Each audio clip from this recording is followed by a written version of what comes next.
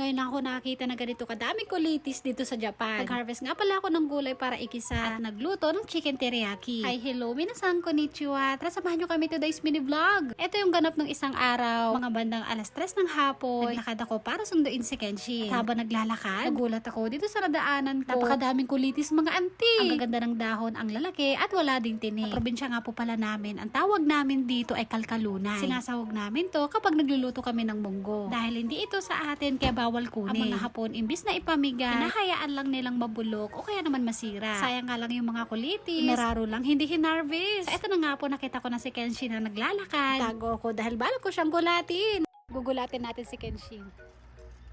Ang tagal nilang maglakad, umaambon na. Nagkukwentuhan pa sila.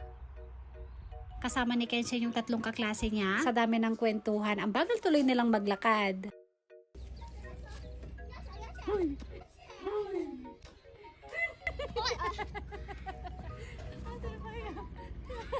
Si Kenshin nga pala, hindi ko na yan sinusundo hanggang school. Kapag medyo malapit na siya sa bahay, naglalakad ako para sunduin siya. Gusto ko kasi siyang masanay mga auntie na maglakad mag-isa. Kapag hapon, napakabagal nilang maglakad. Inaabot sila ng mahigit 1 oras. Ito pagkatapos ng siyam-siyam na paglalakad, nakauwi na kami ng bahay. Nag-harvest si Kenshin ng hinog na strawberry.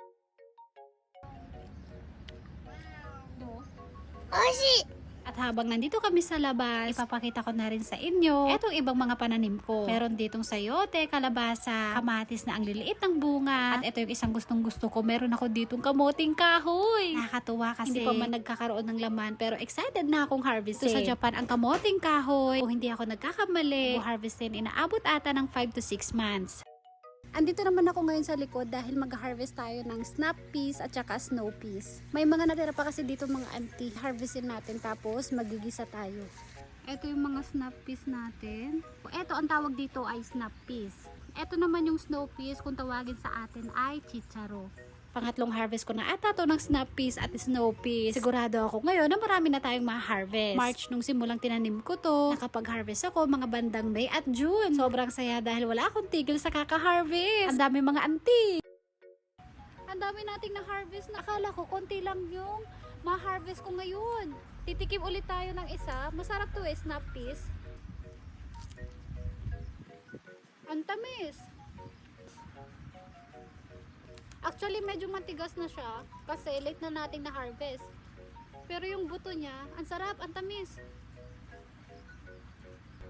Kapag bagong harvest pala, kapag kinain natin tong gulay, manamis-namis siya mga auntie. Etong balat medyo matigas na, kaya ang kukunin ko na lang dito ay yung buto. Tapos hihiwalay ko yung pwede pa, saka natin igigisa. Tapos kung mag-harvest dun sa labas, pasok na ako kaagad dito sa loob para magluto ng hapunan.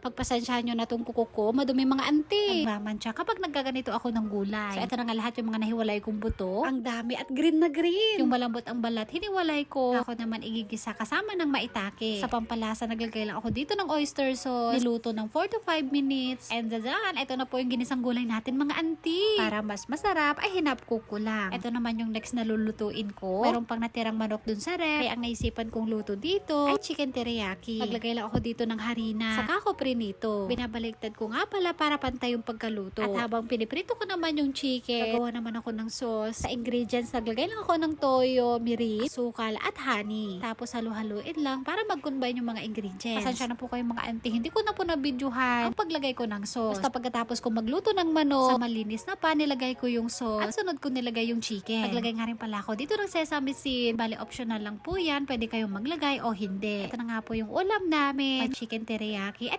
ginisang gulay. Ito rin yung isa sa gustong-gusto ko sa manok, balat.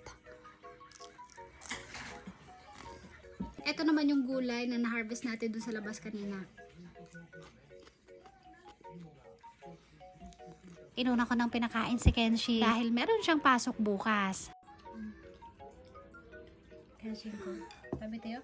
Si Kenshin hindi siya masyadong makain dahil meron siyang singaw. Kanina nga pala hindi ko nabidyohan. Nagluto rin ako ng ginisang repolyo na merong sardinas. Minasang itadakimasu. Yung buto nga pala na hiniwalay ko. Susunod ko na lang lulutuin. Baka isasabay ko na lang sa kanin. Otake komi gohan. So lang po mga auntie, maraming salamat sa panonood. Thank you for watching. Sayonara and... Dada bye bye, I love you. Dadam dangat sabi